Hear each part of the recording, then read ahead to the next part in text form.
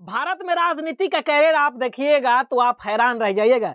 भारत में राजनीति होता है जाति के नाम पर, भारत में राजनीति होता है धर्म के नाम पर, भारत में राजनीति होता है संप्रदाय के नाम पर।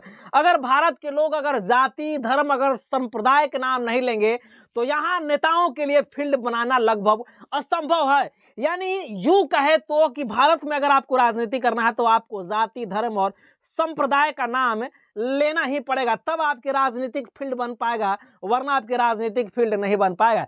लेकिन दूसरी तरफ अगर भारत को छोड़कर अगर हम फॉरेन में जाए तो फॉरेन में आपको पता होगा कि फॉरेन में जो राजनीति होती है, जो पॉलिटिक्स होती है, वहां एजुकेशन के लेकर के पॉलिटिक्स होती है, वहां क्लाइमेट चेंज के लेकर के पॉलिटिक्स होती है, वहां जो आम जनमानस की जो मुद्दा है उसको लेकर के पॉलिटिक्स होती है, स्वास्थ्य को लेकर के पॉलिटिक्स होती है। इन तमाम मुद्दों को लेकर के विदेश में, फॉरेन में राजनीति होती है। और वही राजनीति को अब जो भारत में बहुजन हृदय सम्राट जिसको कहा जाता है चंद्रशेखर आजाद जी, वो पॉलिटिक्स एडॉप्ट करके और भारत में राजनीति करना शुरू कर दिए हैं।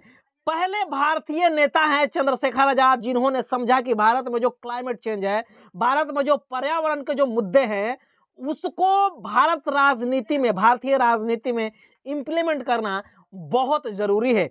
क्योंकि अगर आप जो क्लाइमेट चेंज हो रहा है, जो भारत में बदलाव हो रहा है और भारत के मुद्दों को आप देखिएगा तो उससे परे एक नेता है जिसका नाम है चंद्रशेखर आजाद, जो क्लाइमेट चेंज के लिए फाइट कर रहा है, जो पर्यावरण के लिए लड़ रहा है, जो प्राकृतिक संपदा है उसके लिए लड़ रहा है, नेचर के लिए लड़ रहा है। मात्र एक ऐसा नेता है चंद्रशेखर आजाद जो लड़ रहा है। मैं क्यों कह रहा हूं, आगे चंद्रशेखर आजाद ने जो ट्वीट किया है उसको अगर आप पढ़िएगा तो आपको समझ में आ जाएगा कि चंद्रशेखर आजाद क्यों इस प्रकार की बातें कर रहे हैं। देखिए, चंद्रशेखर आजाद जी लिख रहे हैं अपने ट्विटर हैंडल से, एक्स हैंडल से, कि यह लड़ाई सिर्फ कागजों तक सीमित नहीं रहेगी, सड़क से लेकर संसद तक लड़ी जाएगी। जनता की आवाज को दबाया नहीं जा सकता है और प्रकृति के विनाश पर चुप्पी कोई विकल्प नहीं होगा, आपको बोलना ही पड़ेगा।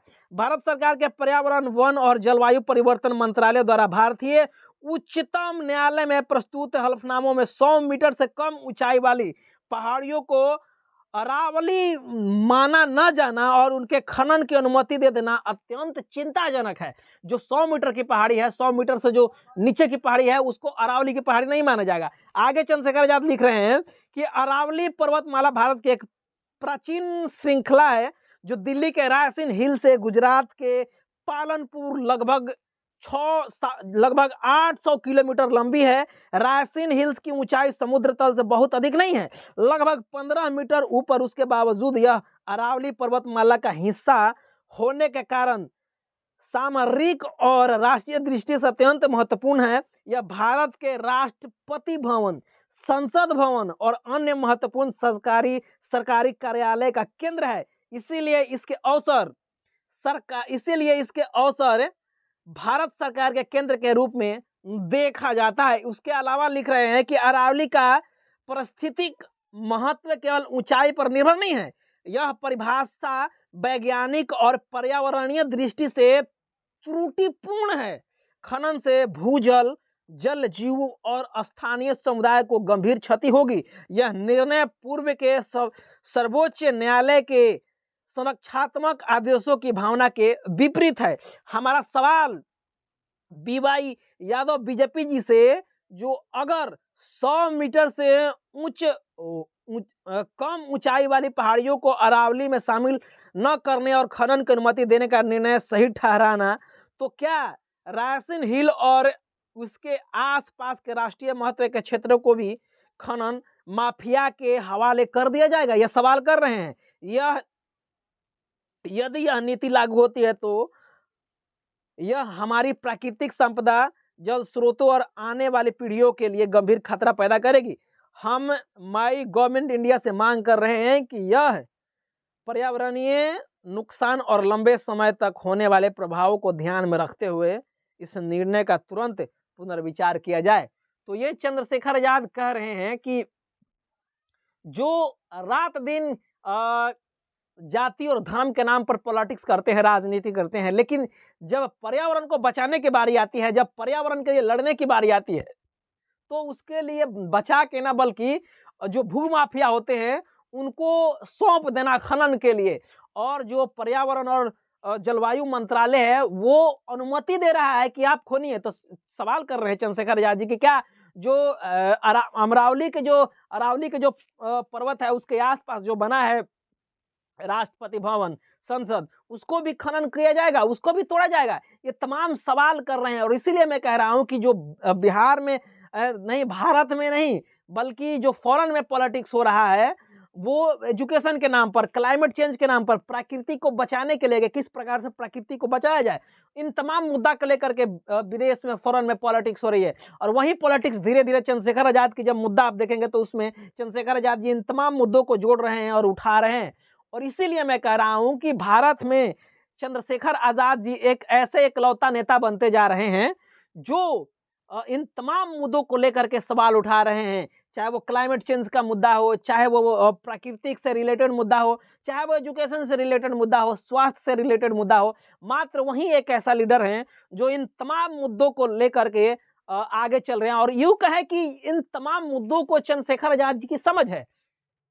भारत के जो पार्लियामेंट है, पार्लियामेंट में 543 सांसद जाते हैं, लेकिन 543 सांसदों में पर्यावरण को लेकर के कितनी समझ है, ये पहले तो ये आप जानने की कोशिश करिए।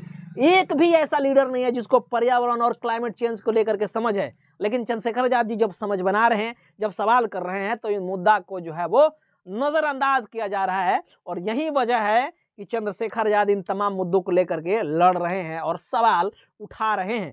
आप देखिए ना, कितना लोग हैं जो इस मुद्दा को उठा रहे हैं और कह रहे हैं कि नहीं, इस तरह से नहीं होना चाहिए। जो लोग जाति और धर्म के नाम पर पॉलिटिक्स करते हैं, उनको जाति, धर्म और संप्रदाय से छुट्टी नहीं मिलता है, तब जो है वो दूसरे मुद्दों को ध्यान में लाते हैं, ध्यान आकर्षित करते हैं। लेकिन चंद्रशेखर आजाद जी अलग नेता हैं, उनकी छवि अलग अलग बनती जा रही है।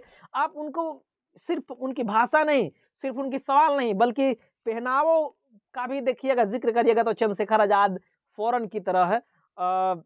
उनका पोशाक भी है, उनका ड्रेस भी है। नेता कट वो कभी नहीं पहनते हैं। जो भारत के आम जो लीडर जो ड्रेस पहनते हैं उस तरह का चंद्रशेखर आजाद जी नहीं पहनते हैं। वो शर्ट पहनते हैं, पैंट पहनते हैं, जूता पहनते हैं, जबकि कोट और शर्ट पैंट भी पहनने का प्रचलन फॉरेन में है। तो इन तमाम चीजों को लेकर के चंद्रशेखर आजाद जी सवाल उठा रहे हैं, आवाज उठा रहे हैं। क्या उनकी आवाज उठाना लाजमी है, जायज है? इसका जवाब आप हमारे कमेंट बॉक्स के प्रतिक्रिया के रूप में कमेंट बॉक्स में दीजिए। और अगर आप हमारे चैनल पर पहली बार आए हैं तो चैनल को सब्सक्राइब करें, वीडियो को लाइक करें, शेयर करें। पेज पर देख रहे थे, पेज को भी लाइक और फॉलो जरूर कीजिए। मिलते हैं इसी प्रकार के एक नए वीडियो के साथ, तब तक बहुत बहुत धन्यवाद। Thank you.